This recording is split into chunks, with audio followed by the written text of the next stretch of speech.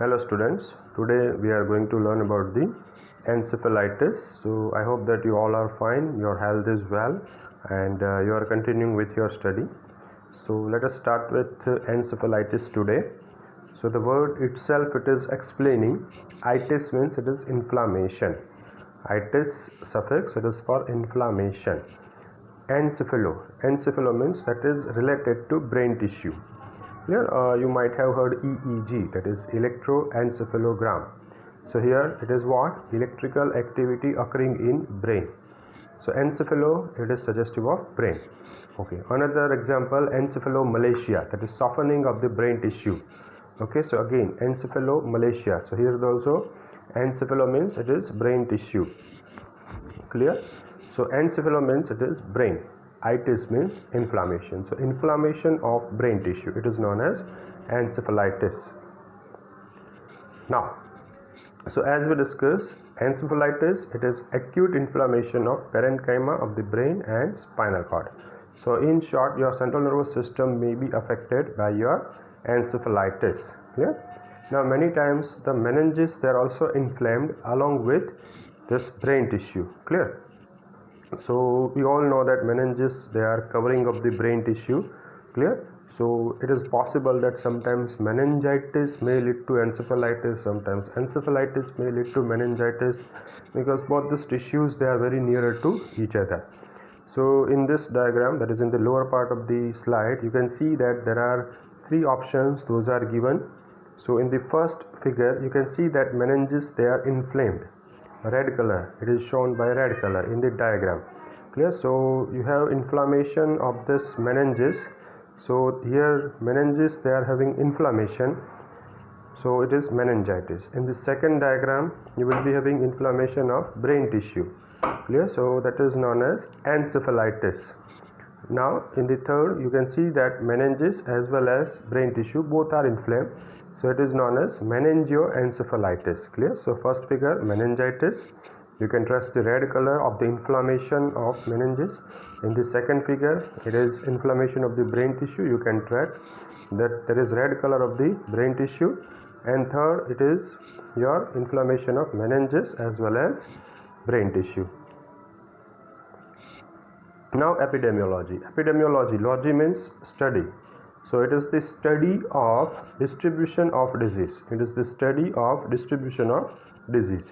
Clear? So if you consider the population of the Surat, so just for example, our population is 60 lakhs. So out of 60 lakh, only 30 patients, 30 persons will be suffering of encephalitis. So chances are very less. Okay, very less. So prevalence is mostly given per lakh individuals. So it is 0.5 per lakh. 0.5 per lakh. Clear? So which population is more prone to develop this disease? Clear? So very simple answer is the population that does not have good immunity. Okay, that does not have good immunity. Okay, so immunity will be always, by default, it will be less in pediatric and geriatric population.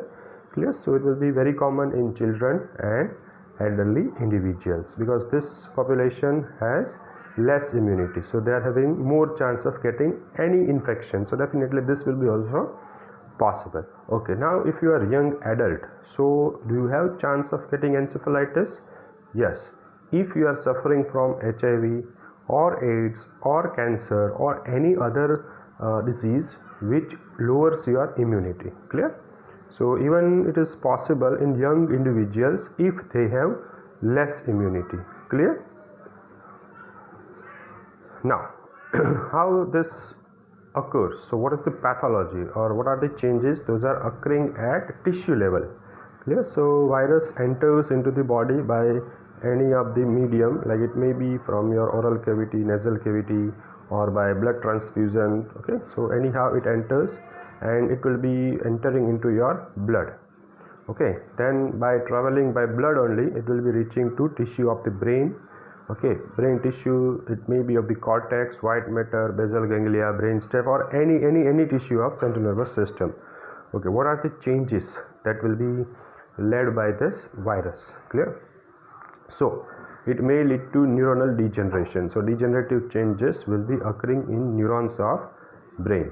Okay, it may lead to uncontrolled division of neuroglial cells. Neuroglial cells, we know they are the supporting structure of central nervous system. So it is gliosis. Gliosis means it is glial proliferation or uncontrolled division of neuroglial cells. Okay, so all this process will lead to cerebral edema. So just this edema will be responsible for increased intracranial pressure. So whenever you have increased intracranial pressure, it will start suppressing your brain tissue. Clear? So it is increased intracranial pressure, and we all know that there are particular signs of increased intracranial pressure, like patient may go into unconsciousness, there will be problem of vision, nausea, vomiting, headache, epilepsy. All these are signs of intracranial pressure. So those will be visible, that we will learn in clinical feature. Clear? In few cases there will be thrombosis that may also occur. Thrombosis means it is clotting of the blood, so that will be also possible. Now you will be having tonsillar herniation. You can see that hernia type event is occurring inside the brain. So tonsils means what? It is the lower part of medulla oblongata, and it gets out of, in cerebellum also they are having tonsils. So this tonsils, they get out of the foramen magnum. Clear? So they will try to bulge outside. Hernia means what? It will try to bulge outside. Clear? So that is herniation, terminology herniation. So all this changes, they are occurring at the tissue level. What are the changes? Neuronal degeneration, glial proliferation, then cerebral edema, and there is increased intracranial pressure. Thrombosis in few of the cases, and tonsillar herniation, that will be responsible, that will be because of your increased intracranial pressure. Now signs and symptoms. So you can divide these cases into mild and severe cases. So if you consider mild case only, so they will be having the simple signs, those we are getting in regular fever. Clear? So you will be having increased temperature, so that is fever. As your brain is affected, you will be having headache. Clear? Okay. And this is inflammation. So inflammation has 5 signs, and out of this 5 signs, one is pain. So obviously your brain is affected, so there is pain that is coming out of brain. You can tell like that, you can explain like that. Clear? So it is nothing but headache. Now all this inflammatory process will reduce the patient's appetite. Clear? So that will be poor appetite, and just because patient is not eating well, your brain tissue is affected, so signaling process of the nervous system will also become slow, and that will lead to weakness. And this, all the events occurring in body will give generalized feeling of sickness to the patient. Many times we are also having this type of the feeling that I don't feel good now, even though we don't have any problem. So here there is problem. So definitely these people will be having feeling of being sick. Clear? Now if the disease occurs in infants means less than 1 year. Okay, age is less than 1 year. So the symptoms will be slightly different because they are having premature brain. So they are having vomiting. Okay, there will be bulging of the frontal area. So we know that anterior frontanale will be open up to the age of 15 months or 18 months sometimes. Clear? So here the sutures, they are not well developed. So if this patient's infants, they are having increased intracranial pressure, so that will try to break this suture, or that will try to increase the area of the frontal region. Clear? So you will feel that there is bulging of the frontal area. Now these people, infants, they don't have proper communication skills, so whatever they want, they will cry. Clear? Like for example, if they want food, they will cry. If they want to change their clothes, they will cry. If they are waking up, so they will cry. Okay, because that is one type of the way of communication. Crying is way of communication. So here they will not be able to communicate properly, so in that case they will continuously cry. If they have pain, they will start crying, and that crying will not stop. Okay, now this infants, they are under anxiety, stress. Okay, so when we are under anxiety or stress, what will happen? We will make our body stiff, we will make our body tight. So it is known as body stiffness. Now in case of severe encephalitis, so all the signs those were present in mild encephalitis, all will be present here, but that will be in severe form. In mild case, we had discussed there is chance of fever. Here there will be high fever. In mild case there was headache. Here there will be severe headache.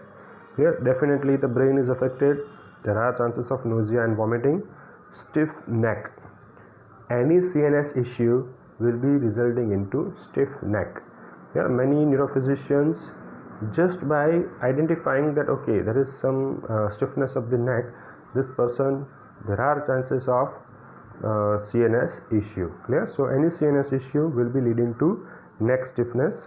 Now these people, they will be also having problem of some cognitive issues, like there will be confusion, disorientation, the judgment power will be affected. Clear? So that will lead to confusion. These people, they may not be oriented to time, place and person, means they don't know what is the approximate time now, like it is morning, evening, or where they are. So place orientation, that is also affected. They are not able to identify the familiar faces, so that is also person orientation that is affected. Okay, sometimes they will be having personality changes, so your behavior will be changed. Okay, if the patient, you are patient, so your behavior will be changed. Yeah. In severe cases, there are chances of seizures, convulsions. If you remember, in intracranial tumor also we had discussed that due to increased intracranial pressure, you will be having nausea, vomiting and convulsions, so that is seizures. Clear? Now speech may also be affected. If your frontal region affected, so Broca's area will be affected, and if your temporal region is affected, Wernicke's area will be affected. Clear? So speech, hearing will be affected. It is same like stroke. So in stroke, these areas, they are getting damaged. So in encephalitis also, the areas those are responsible for speech, that is inferior frontal and posterior temporal gyrus. If they are affected, definitely you will be having problem of speech and hearing respectively.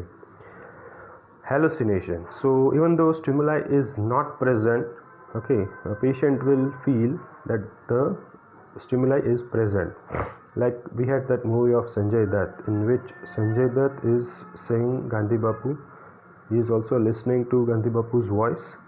Yeah, so that is nothing but hallucination. Even though stimuli is not present, there will be feeling of stimuli. Okay? So that is hallucination. Short-term memory is affected. Same is affected in stroke also. So here you can correlate. So if you don't remember any symptom of encephalitis, you can lift from the stroke and fit here. Clear? Because your brain is affected, hippocampus is affected, so you will be having memory loss. Patient may be drowsy. In most of the neuro patient, what happens, they are suffering from hyponatremia, that is low amount of sodium. So this low amount of sodium will be responsible for drowsiness. Clear? And in severe cases, patient may undergo coma also. Now question is whether encephalitis is contagious. So answer, encephalitis itself, it is not contagious. Means brain inflammation is not contagious. Like if I am having encephalitis and you come in contact with me, so you don't develop encephalitis. But definitely if I have encephalitis, so there is presence of virus inside me. Clear? So if the virus is present inside me, that virus can infect you. Now that virus may be having another clinical feature in you. Clear? So the virus that cause encephalitis can be infectious, okay, and that can cause another disease also, or even encephalitis it can cause in your body. Okay, so it is like this. It is not itself, it is disease itself, it is not contagious, but virus can spread. Fine. Now causes wise, so it may be either viral or it may be by another microorganism. So generally it is because of bacteria, and other infections by protozoa, parasites, that is also possible. Clear? So it may be viral or other, but viral is more common. Viral encephalitis, so it can be due to the direct effects of acute infection by virus, or sometimes it is sequelae of latent infection. So latent infection means there will be incubation period. Generally there is pandemic of corona at present, so it is possible that you may be having coronavirus present inside your body. but it is not giving you any clinical symptom. It may take from 2 to 12 days to give you symptoms. Yeah, it may get 2 to 12 days. So you are carrier of the infection, but still you are not diagnosed with COVID-19. COVID-19 is the name of disease. Corona is virus name. So it is known as incubation period. Incubation period for corona is 2 to 12 days. Average. It may be more also and less also. But the thing to understand is it is latent infection. So the symptoms will be appearing later on. Now, which is the most common virus that will be leading to encephalitis? So it is herpes simplex virus. Okay, in that also we have type 1, type 2. So generally type 1 is there, but if you remember herpes simplex virus, that is also fine. Other viruses are flavivirus and toga virus. So these are few another RNA virus. They are not as prevalent as other viruses in India, but still possibility is there. Flavivirus and toga virus. Okay, these are RNA virus. Now, if it is because of herpes virus, so it is known as herpes viral encephalitis. Clear? Herpes viral encephalitis. Another is universal short form, that is HSE. So that is nothing but herpes simplex encephalitis. That is type of severe viral infection of human central nervous system. Okay, it gives you severe type of the symptoms. Okay, high grade fever, severe headache, nausea, vomiting, convulsions, hallucinations, confusions, all those symptoms we learned that can be given by this herpes viral encephalitis. It is also known as herpes simplex encephalitis. Okay, now the prevalence wise per year, 1 person out of 5 lakh will be suffering from this HSE, that is herpes simplex encephalitis. Clear? So we can say that only 1 or 2 people per year in our city may be affected by this herpes viral encephalitis. Clear? Now, generally this, whatever the patients I have seen of encephalitis, they are also having less age only, and they were below 5 years. So here it is occurring in children only, but this is not restricted only up to infant stage or up to 5 years age. It may be affecting any individual having age less than 18 years. Clear? So mostly it is affecting these people those are having age less than 18 years. Now, approximately 50% of the patients those develop HSE are over 50 years also. Clear? Now again another part, it is in elder population also. In elder population also HSE is possible, but frankly speaking I have not seen any case that is having age of more than 50 years and suffering from encephalitis, but this is one of the possibility. So we have to understand and we have to remember, that's it. But most of the time our population will be having age less than 18 years or even less than 5 years. Now another organism that causes encephalitis, so it is bacterial and others are also there, that is as I told, parasites, protozoal infection, fungal infection. Clear? So bacterial infection if we see, so definitely it is caused by bacteria. Okay, and then it will be known as bacterial meningitis. Clear? Bacterial meningitis. Sometimes it is directly affecting brain and sometimes it is a secondary complication of syphilis. Okay? So many times it is primary, okay, and sometimes it is secondary. Secondary means initially the disease was different and as a complication of the first disease, for example syphilis, there is bacterial meningitis. Clear? Okay, other microorganisms like parasites or protozoal infections can also cause encephalitis. Clear? In the people those have less immunity. Okay, in the people those have less immunity. Now many times the limbic system is affected. You can see in this figure the limbic system, they are having white dots. So this MRI, it is showing hyper intense area. Hyper means white, hypo means black. If it is MRI, the word used will be intense. If it is dense, okay, so it is CT scan. Clear? So hyper intense means something white in MRI. Hypointense means something black in MRI. Hyperdense means something white in CT scan, and hypodense means something black in CT scan. So the pathogens responsible for encephalitis, they may be attacking limbic system. Clear? And definitely if your limbic system is affected, your memory is also affected. Now, in 20% of the people with limbic encephalitis in MRI, will not show any type of the neurological symptom. Clear? So we can say that it is a false positive result. Clear? So investigation shows that tissue is affected, or patient or person subject must be suffering from disease, but there is no symptom. Same happens in our MRI of spine also. Many times it shows disc prolapse, but as an individual, if it is my MRI, I don't have any problem. Even though it shows there is disc bulge in my MRI, MRI spine, but it is possible that I may not have any problem.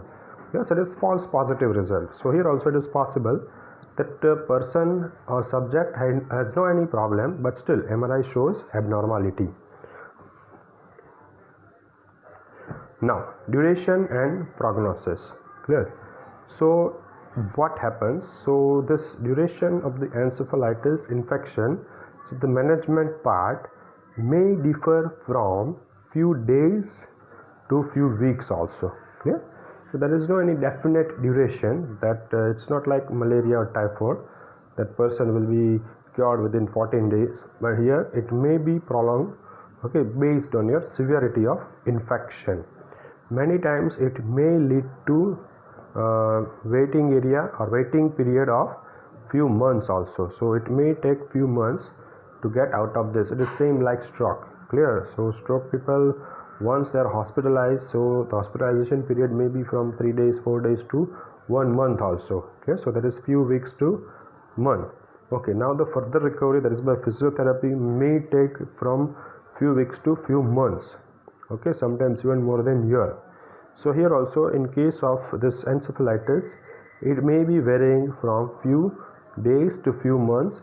Sometimes it may be extended up to year also. Now this is again the discussion of true positive and false positive type of the result.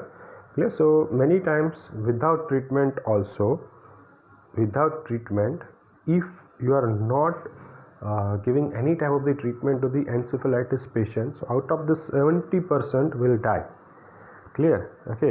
Out of this 70% will be dead. Clear?